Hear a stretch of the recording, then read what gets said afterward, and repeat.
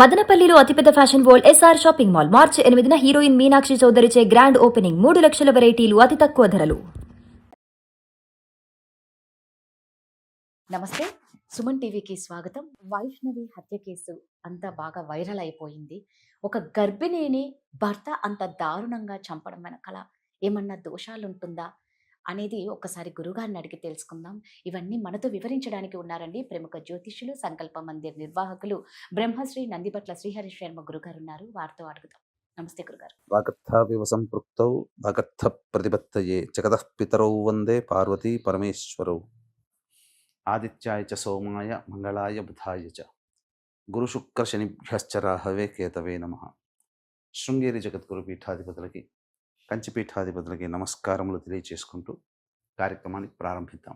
గురుగారు, కొన్ని రోజుల నుంచి ఇక దగ్గర వారం అవుతుంది, ఇప్పటికీ కేసు కొలిక్కి రాలేదు. ఒక గర్భిణిని ఒక భర్త చంపడం అనేది నిజంగా అతి చిన్న వయసులో అమ్మాయికి పెళ్ళి అయ్యింది.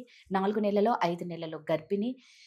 వరకట్న వేధింపులు అంటారు. ఆ అబ్బాయికి ఇంకో సంబంధం ఉంది, దానివల్ల ఈ అమ్మాయిని చంపారు. ఏది ఏమైనా ఒక భార్యని, ఒక గర్భిణిని చంపడం నిజంగా అది చాలా బాధాకరమైన విషయం. ఎందుకు ఇలాగా మనిషి అంత అలాంటి పనులు చేయడానికి వాళ్ళు ఎందుకు అలా ఉంటారు? వీళ్ళకి ఏమన్నా దోషాలు ఉంటాయా? అంటే గత వారం రోజుల నుంచి చూస్తున్నామమ్మా, అనేక ప్రసార మాధ్యమాలలో ఇది బాగా చర్చనీయాంశమైంది.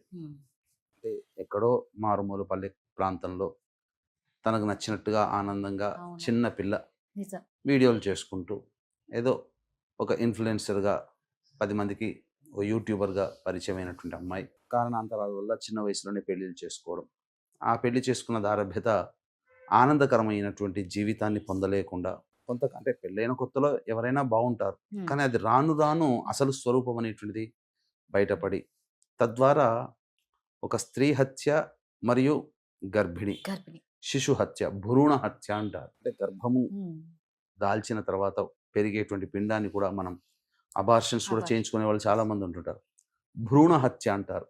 ఈ 2 రకాలైనటువంటి దోషములు ఆ కుటుంబానికి ఏర్పడ్డాయి. అంటే తరచి చూసినట్లయితే అది ఎవరు కూడా అలాంటి సిచ్యుయేషన్ కుటుంబంలో జరగాలని కానీ, ఏ కుటుంబంలో కూడా అలాంటి పరిస్థితులు రాకుండా ఉండాలని ప్రతి వాళ్ళు కోరుకుంటారు. ఎందుకనంటే సంబంధించినట్టు చూసినట్లయితేనమ్మా, అన్నదమ్ములు సొంతంగా తోడబుట్టిన వాళ్ళు 2 కావచ్చు, కానీ కజిన్స్ వీళ్ళందరినీ చూస్తే దాదాపు 15 పైగా ఉన్నారు. అంతమందికి ఒకే ఆడపిల్ల అంత గారాబంగా పెరగడం ఒక రకంగా ఆ హరిబాబు అనేటువంటి వ్యక్తి పెళ్లి చేసుకోవడం వల్ల అదృష్టవంతుడే.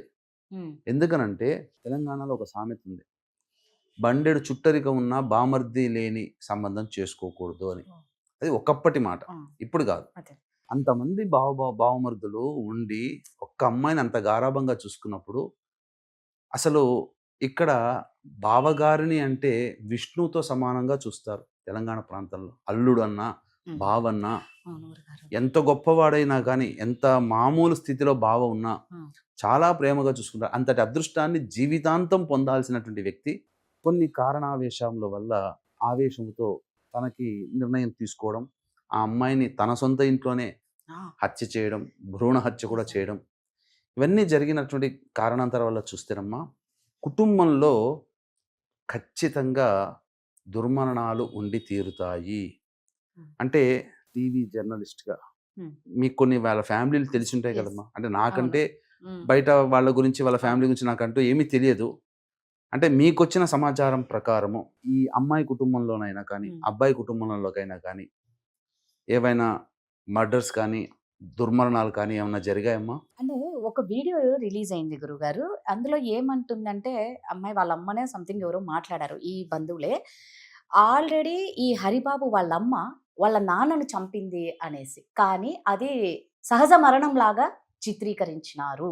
అంటే అంత గయ్యాలి అనేది వచ్చింది. మరి భగవంతుడికి ఎరుక అవన్నీ దాని వెనకాల ఉన్న నిజాలు. దీన్ని బట్టి చూసినట్లయితే 2 రకాల అజంప్షన్స్ వచ్చినా, ఒకటి హరిబాబు తల్లి తన సొంత భర్తనే చంపింది అన్నా, లేదా హార్ట్ అటాక్తోనైనా కానీ చనిపోయాడు తండ్రి అని అన్నా, ఖచ్చితంగా బిలో 60 years లోపల పోయి ఉంటాడు. అంటే హార్ట్ అటాక్తో పోయినా బిలో 60 years మర్డర్ జరిగిన ఇది. అంటే కుటుంబంలో ఇట్లాంటివి ఉన్నప్పుడు ఏంటంటే ఇవి జరిగినప్పుడు మారు బలిని కోరుకుంటాయి. ఇది చాలా దోషంతో కూడుకుందమ్మా. అందుకనే మన సుమన్ టీవీ ప్రేక్షకుల్లో 2013 సంవత్సరం నుంచి అనేక ప్రసార మాధ్యమాలలో ఈ దోషములు పంచశాప ప్రభావాలు కుటుంబంలో గనక ఉంటే కుటుంబము ఎప్పుడూ కూడా సమస్యలతో సతమతమవుతుంది, ప్రశాంతత లేని జీవితాన్ని పొందుతారు. జరిగింది కదా, తండ్రి మరణం జరిగింది, అది హార్ట్ అటాక్ అయినా సొంత తల్లి మర్డర్ చేసినా అది దుర్మరణమే. బిలో 60 years లోపల ఎలాగైనా చనిపోయినా, లేదా దుర్మరణాలంటే road accident, fire accident, suicide attempt, నదిలో బావిలో పడి చనిపోవడం, ఇంట్లోంచి వెళ్ళిపోవడం, లివర్ ఫెయిల్యూర్, కిడ్నీ ఫెయిల్యూర్, క్యాన్సర్తో చనిపోవడం, పెళ్లి కాకుండా బ్రహ్మచారిగా కన్యగా చనిపోవడం, 60 సంవత్సరాల లోపల ఎలాంటి రోగమైనా ఏ విధంగానైనా చనిపోయినా, లేదా ఇప్పుడు చెప్పినటువంటి liver, kidney cancer, paralysis, stroke, ఇవి అబౌవ్ 60 తర్వాత కూడా ఇలా బాధపడి చనిపోయినా, పిండ ప్రదానాలు కుటుంబంలో చేయలేకపోయినా, ఆడపిల్లలే సంతానంగా ఉన్నా, ఇంటర్ కాస్ట్ ఇంటర్ రిలీజియన్ మ్యారేజ్లు జరిగినా, మరి ఈ వైష్ణవి హరిబాబుది ఇంటర్ కాస్టా ఏంటమ్మా? లేదు గురుగారు, ఒకే క్యాస్ట్ అనే విన్నాము ఒకే కాస్టా? అనుకుంటా. ఒకే క్యాస్ట్ అనే. So inter caste inter religion మ్యారేజ్లు జరిగినా, కేవలం ఆడపిల్లలే సంతానంగా ఉన్న, కుటుంబ సభ్యులు కారాగార వాసమైన, పిల్లలు శారీరక మానసిక లోపాలతో జన్మించిన, ఎక్కువ డైవోర్సులు కుటుంబంలో అవుతున్నా, పెళ్లి కాకుండా సంవత్సరాలు గడిచిపోతున్నా, సంతానం కలగకుండా పెళ్ళైన తర్వాత కూడా ఇబ్బందులు పడుతూ ఉన్నా, అలాగే కుటుంబ సభ్యుల మధ్య ఒకరి మాటకి ఒకరికి అనుసంధానం ఉండదు, ఎవరికి వారే యమునా తీరే అన్నట్టుగా ఉన్నా, అలాగే బాగా సంపాదించి ఒక అనాలోచిత నిర్ణయం తీసుకొని తద్వారా ఇబ్బందులు పాలైన, అంటే మొత్తం నష్టపోయిన, బాగా సంపాదించి పెట్టుబడి పెట్టడమో, నమ్మి ఇవ్వడమో ఎవరికైనా డబ్బులు, పూర్తిగా లాస్ అయిపోతారు.